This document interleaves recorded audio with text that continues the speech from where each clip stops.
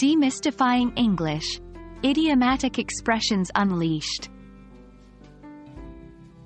Hello everyone. Welcome to another exciting episode of Demystifying English. Today, we are going to dive into the ocean of English language, and we're looking for some special treasures called idiomatic expressions.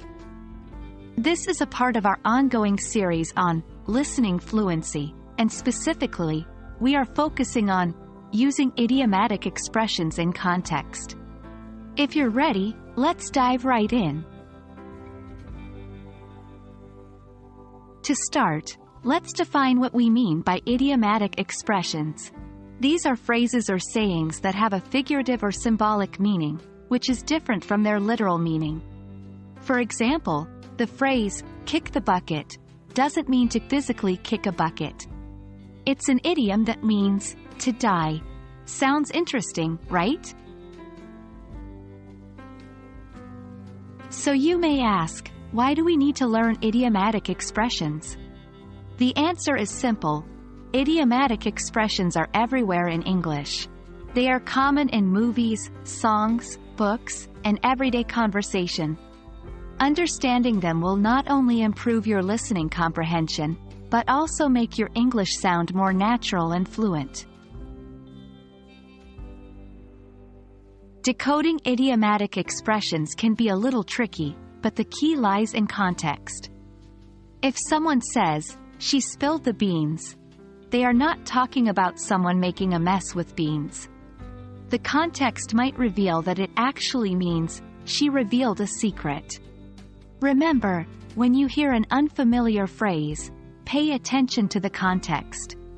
The surrounding sentences or conversation will often give you a clue about the idiomatic expression's meaning. Now, it's not enough just to understand idiomatic expressions, it's also important to use them appropriately. Let's look at an example. After studying all night, I am dead tired, but I need to keep burning the midnight oil for my exams. Here, dead tired means extremely tired, and burning the midnight oil means to stay up late working on something. Both idiomatic expressions are used appropriately according to the context. Try using idiomatic expressions in your conversations or writings. Start with common ones, and gradually incorporate more as your confidence builds. That wraps up our episode on idiomatic expressions.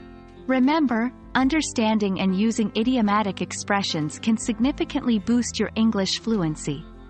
So, don't hesitate to dive into the ocean of idiomatic expressions and start fishing.